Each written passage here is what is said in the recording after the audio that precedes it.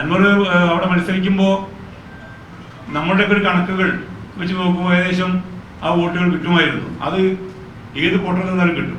കാരണം 9 കൊല്ലം MLA ആയിട്ടുള്ള ഒരാൾ മിനിമം ഒരു 1000 വീടുകളിലെങ്കിലും മരണത്തിനോ ജനനത്തിനോ കല്യാണത്തിനോ പോയിട്ടുണ്ടാവും. അത്രയും പേർക്ക് ഒരു പോലീസ് സ്റ്റേഷനിലുള്ള സഹായങ്ങൾ, അങ്ങനെ ചില സഹായങ്ങളും ഒക്കെ വിളിച്ചു പറഞ്ഞിട്ടൊക്കെ ചെയ്തതിൻ്റെ നന്ദി ഉണ്ടാവും. അത് നമ്മൾ ഇല്ലാന്ന് പറയണ്ട, അത് നന്ദി ഉണ്ടാവും. അതിന് വർഗീയ വോട്ട് ഒന്നും പറയേണ്ട കാര്യമില്ല, എല്ലാവരും ഉണ്ടാവും അതിൽ. അപ്പോൾ ഒരു വീട്ടിൽ നിന്ന് 3 വോട്ട് കൂടിയാൽ 1000 × 3 30,000 വോട്ട് അദ്ദേഹം കിട്ടുമെന്ന് വിചാരിച്ചു. പക്ഷേ 10,000 ആൾക്കാർ ബുദ്ധിയുണ്ട്, അവർ 20,000 കിട്ടും. വാപ്പുട്ടിക്ക എന്ന് പറഞ്ഞാൽ നമ്മൾ കേൾക്കുമ്പോൾ തന്നെ നമുക്കൊരു സുഖമാണ്. ഉറപ്പിച്ചു അദ്ദേഹം ജയിക്കും. പക്ഷേ ഒരു ചെറിയ പേടിയുണ്ടായിരുന്നത് അവിടെ മറ്റൊരു എന്താ പറയുക, ഒരു കടന്നൽ എന്ന് സ്വയം വിശേഷിപ്പിക്കുന്നു. ഈ കാലത്ത് ഒരാൾ വിശേഷിപ്പിക്കുക കടന്നൽ, തേനീച്ചതോളം വലിയ ഒരു സ്നേഹമൊക്കെ തോന്നും. ഞാൻ കടന്നലാണെന്നൊക്കെ പറഞ്ഞിട്ടൊരു മനുഷ്യൻ അദ്ദേഹത്തെ മറ്റോ കോൺഗ്രസ് അക്കോമഡേറ്റ് ചെയ്തിരുന്നെങ്കിൽ ഞാനിവിടെ പ്രസംഗിക്കാൻ പോലുമില്ല. കാരണം അവിടെയാണ് CKGയുടെ കണിശമായ രാഷ്ട്രീയ നിലപാട് നിങ്ങൾ ഉയർത്തിപ്പിടിച്ചത്. അക്കാര്യത്തിൽ ഞാൻ പ്രതിപക്ഷ നേതാവ് VD സതീശനെ സല്യൂട്ട് ചെയ്യണം.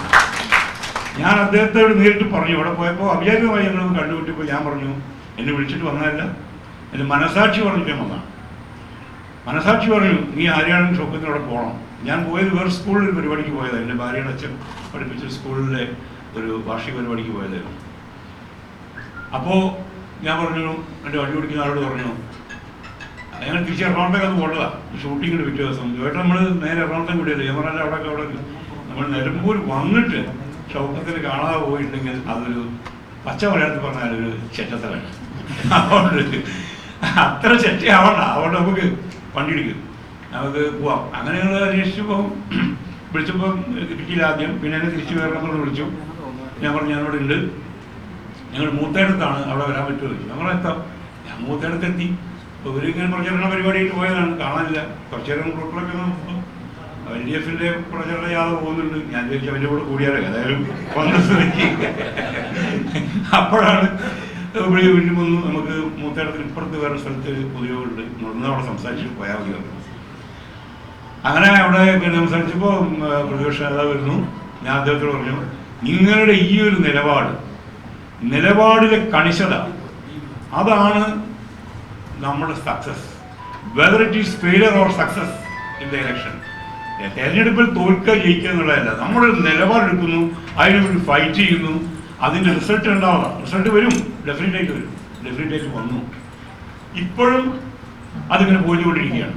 എനിക്കൊന്നേ നിങ്ങളോട് പറയാനുള്ളൂ, ഇപ്പോൾ CKGയുടെ ഈ ഒരു അനുസ്മരണത്തിൽ നിങ്ങൾക്ക് മനസ്സുകൊണ്ട് തീരുമാനിക്കേണ്ട ഒരു കാര്യമാണ്. ഷൗക്കത്തിൻ്റെ സിനിമയുടെ പേര് വെച്ച് തുടങ്ങാൻ പാഠം 1 വിലാപം എന്നായിരുന്നു. ഇത് പാഠം 1 വിജയം എന്ന് മാറ്റേണ്ടതുണ്ട്. കാരണം ഇത് 2026 നിങ്ങൾ മുമ്പോട്ട് വെക്കുന്ന ശോഭനമായ ഒരു ഭരണകൂടത്തിനെ പറ്റിയ പ്രതീക്ഷയാണ് തെരഞ്ഞെടുപ്പ് മുന്നോട്ട് വെക്കുന്നത്.